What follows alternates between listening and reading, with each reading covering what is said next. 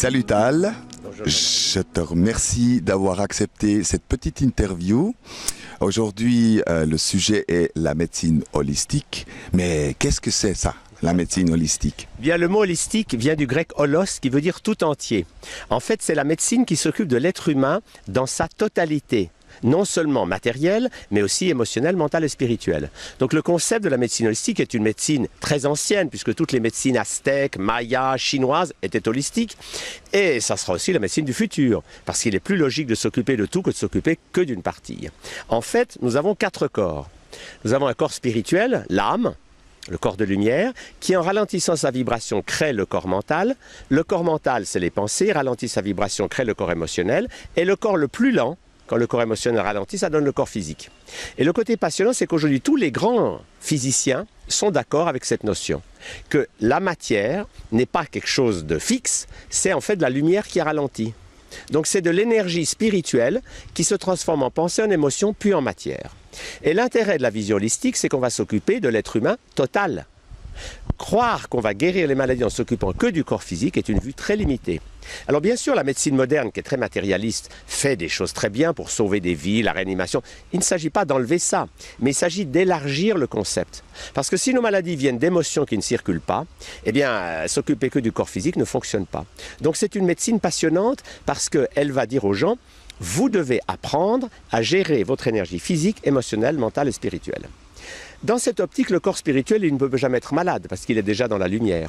Mais on peut ne pas laisser cette lumière passer. Si on a des croyances limitées, si on a des pensées étriquées, eh bien la lumière passe déjà moins bien. Et si nos pensées négatives créent des émotions négatives de peur, de colère, de frustration et qu'on ne sait pas les évacuer, alors nous faisons le lit de la maladie.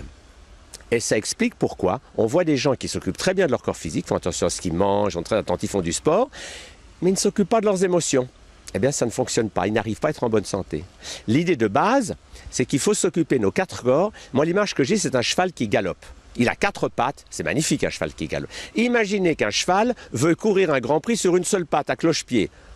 L'image fait rire. Et il peut pas courir sur une patte. Eh bien, nous ne pouvons pas être heureux et en bonne santé en s'occupant que d'un seul corps. Nous devons tenir compte des 4 corps. Mais cette dynamique, elle a le grand avantage que quand les gens entreprennent une démarche holistique, de s'occuper d'eux physiquement, émotionnellement et mentalement et de s'ouvrir au spirituel, les résultats sont garantis. Ils vont forcément aller mieux de jour en jour. Et au lieu de lutter contre leur maladie, au lieu de faire un combat permanent pour essayer de tuer la maladie, eh bien, ils vont apprendre à gérer leur santé. Et au moment où ils vont dans cette ligne, peu à peu, leurs maladies vont disparaître comme par enchantement. Et moi, en plus de 40 ans d'expérience, j'ai vraiment vu des gens avec toutes les maladies les plus graves. Et je leur ai dit, vous savez, c'est pas moi qui peux vous guérir, mais vous pouvez le faire. Je peux vous dire comment font les gens qui guérissent. Ils font une démarche holistique. Et si les gens se mettent en chemin et qu'ils apprennent les différents ingrédients de la soupe holistique, si vous voulez, eh bien, ils vont forcément se porter de mieux en mieux. Alors, bien sûr, sur le plan physique, il faut tenir compte de notre corps. L'exercice physique est important, l'alimentation aussi. Ne pas mettre n'importe quoi dans notre corps, c'est important, mais c'est insuffisant pour la santé. Il faut aussi gérer nos émotions. Et là, en résumé, la gestion des émotions, c'est laisser nos émotions couler à travers le corps, comme nous le faisions tous quand on avait 3 ans. L'enfant de 3 ans, il ne stocke pas d'émotions. Dès qu'il en a une, elle sort de son corps. Eh bien, il faut réapprendre à faire ça. Pas en public, bien sûr, parce que les gens ont peur, des gens qui ont des émotions en public, mais quand on est seul, redevenir un enfant pour que les émotions soient fluidifiées. Et dès que les émotions sortent du corps physique, automatiquement, naturellement, notre cerveau gauche, celui qui se fait du souci toute la journée, se calme, notre cerveau droit s'ouvre et nous pouvons entrer dans le monde des chamans, c'est-à-dire explorer les mondes non matériels. Parce que les chamans, depuis la nuit des temps, sont des êtres qui vivent dans leur corps de matière, mais qui, grâce à leur cerveau droit qui fonctionne, peuvent explorer les réalités non matérielles. Et la bonne nouvelle, c'est que dans ces mondes non matériels, il y a des êtres adorables. Il y a des guides, il y a des anges, il y a nos ancêtres. Enfin, il y a des gens merveilleux qui ne sont pas dans la matière, mais qui sont pleins d'amour pour nous. Et dès qu'on les rencontre, la vie chante parce qu'on n'est plus jamais seul. On a des amis sur d'autres plans. Et on peut explorer ces dimensions. Voilà en gros ce qu'est la médecine holistique. Merci. J'ai une autre question qui me vient, qui me brûle les lèvres. Beaucoup de gens disent que, en somme, les émotions, on n'a qu'à les transmuter, ou avec la méditation, ça suffit pour gérer ses émotions, ou encore qu'il suffit de visualiser pour que le mal disparaisse. Qu'est-ce que toi, tu en penses, Tal? Ça, je crois que c'est de la grande illusion. C'est de croire qu'on va pouvoir décider intellectuellement, je suis en colère, je vais méditer, et ma colère disparaît. En fait, elle ne disparaît pas, elle est stockée dans le corps.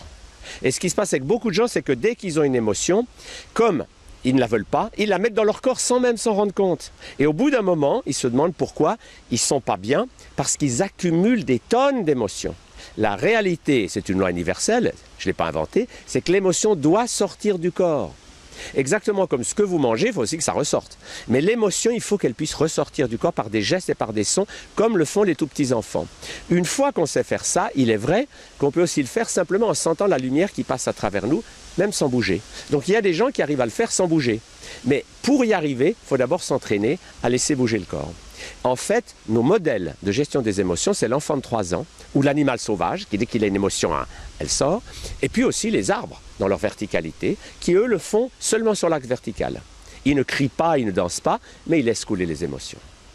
Donc si on prend ces 3 modèles, l'axe vertical comme les arbres, le petit enfant ou l'animal sauvage, on a les professeurs d'éducation émotionnelle. Donc là, si je vois bien, ça va à l'inverse de ceux qui parlent de toujours transmuter tout, et surtout les émotions. Donc ça ne fonctionne pas comme ça en réalité. Non. Moi, je vois beaucoup de gens qui me disent « mais moi, je n'ai plus de colère parce que j'ai décidé que je n'en avais plus ». Mais il suffit que vous le marchiez sur le pied et vous vous apercevez qu'ils n'ont pas, ils ont cru qu'ils éliminaient la colère, mais en fait, ils l'ont mis dans le placard. Et accumuler dans nos placards des colères, des peurs, etc., et se persuader que tout va bien, ça, c'est une attitude. C'est comme la personne qui dit « j'ai pardonné à tous mes ennemis, mais j'ai la liste ». Donc intellectuellement, il croit qu'il a pardonné, mais à l'intérieur, c'est toujours là. Donc c'est vital d'apprendre, et j'ai rien inventé, Jésus l'a dit. Le royaume des cieux, qui est l'ouverture du cerveau droit, et les mondes spirituels, est pour ceux qui redeviennent de petits-enfants. Et redevenir un petit enfant, c'est précis, c'est une éducation du corps. Ce n'est pas quelque chose qu'on peut faire par l'intellect.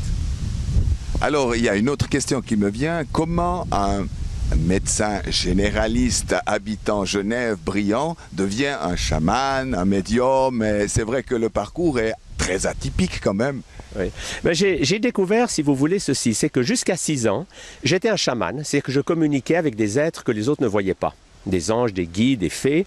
Et puis à 6 ans, j'ai dit à tous ces êtres merveilleux, écoutez, j'ai trop d'ennuis à cause de vous, on me dit que j'ai trop d'imagination, que vous n'existez pas, laissez-moi tranquille. Et ils se sont évanouis. Et de l'âge de 6 ans jusqu'à l'âge de 24 ans, j'ai été dans le cerveau gauche, à penser toute la journée, à préparer des examens, je suis devenu médecin, mais il me manquait toujours quelque chose. J'avais le sentiment que, comme si j'étais amputé de je ne savais pas quoi. Et puis à 24 ans, j'étais tellement stressé, je dormais tellement mal, j'avais tellement de problèmes, que j'ai voulu apprendre à me relaxer. Je suis allé à l'Institut Monroe aux États-Unis et là j'ai découvert que dès que mon corps était en relaxation profonde, ma conscience s'est mise à voyager, je suis monté sur un autre plan et j'ai vu tous ces amis qui m'ont dit « ça fait 18 ans qu'on t'attend, bienvenue ». Et de joie de retrouver ces êtres merveilleux, j'ai pleuré de bonheur pendant 3 jours. Et depuis, mon rôle, c'est de montrer qu'on peut être à la fois dans le monde du cerveau gauche, mais qu'on peut ouvrir son cerveau droit comme le font les chamans, qu'il n'y a pas d'opposition. Et que dans le chamanisme, il y a des choses magnifiques à trouver, d'expériences spirituelles, personnelles. Parce que la beauté du chaman, c'est qu'il ne dit pas « vous devez croire ça ». Ça, c'est les religions qui font ça. Vous devez croire ça. Si vous ne croyez pas, je vous brûle sur un bûcher. Et on a tué des millions de gens au nom des religions. Alors que les chamans ont toujours dit, écoutez, je vais jouer du tambour et vous allez l'explorer vous-même. Donc c'est une expérience personnelle des mondes spirituels. Et quand on entre dans ces mondes spirituels, eh bien on peut apprendre aussi des techniques comme le channeling qui consiste à laisser passer des guides spirituels qui vont donner des informations de sagesse pour nous aider à vivre. Tout ça, c'est un domaine que tout le monde peut apprendre à faire. Ce n'est pas réservé à quelques élus qui auraient fait 10 ans dans un monastère ou dans les forêts amazoniennes. Vous comprenez? C'est vraiment, pour nous, tout le monde est chaman puisque tout le monde a un cerveau droit. Il suffit d'apprendre à s'en servir.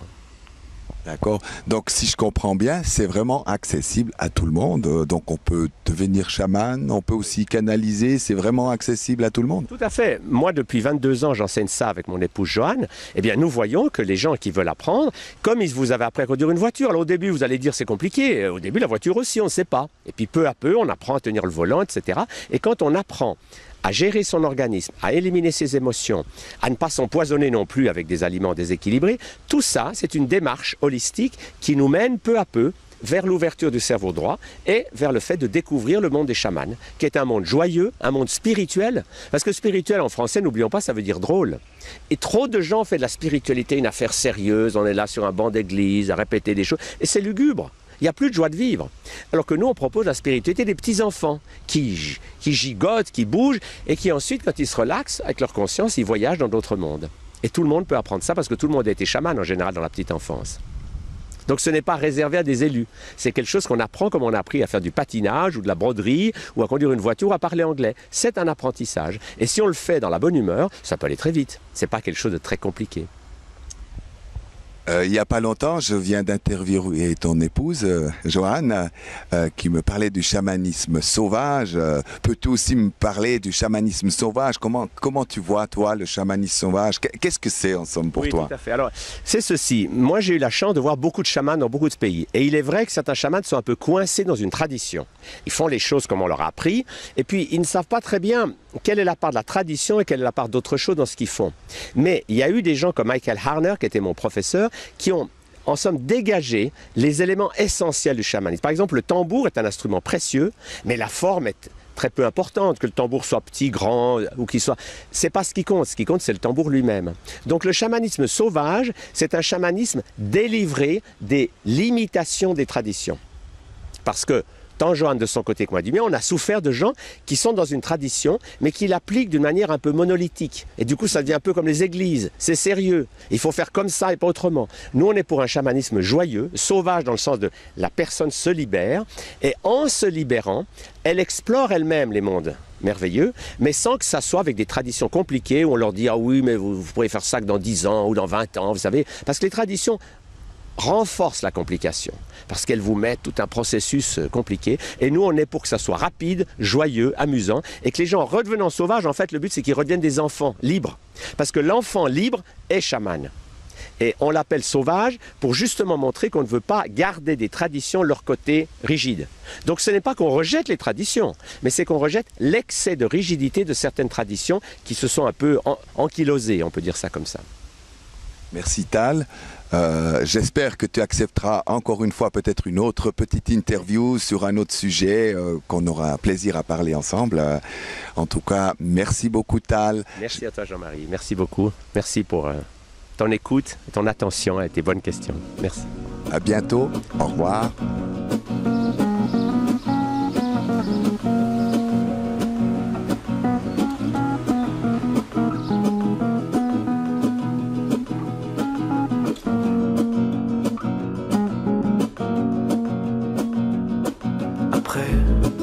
Je t'emmènerai sur la terre, on ira voir les morts qui font semblant de vivre. Et puis, tout nu dans le désert, tu me feras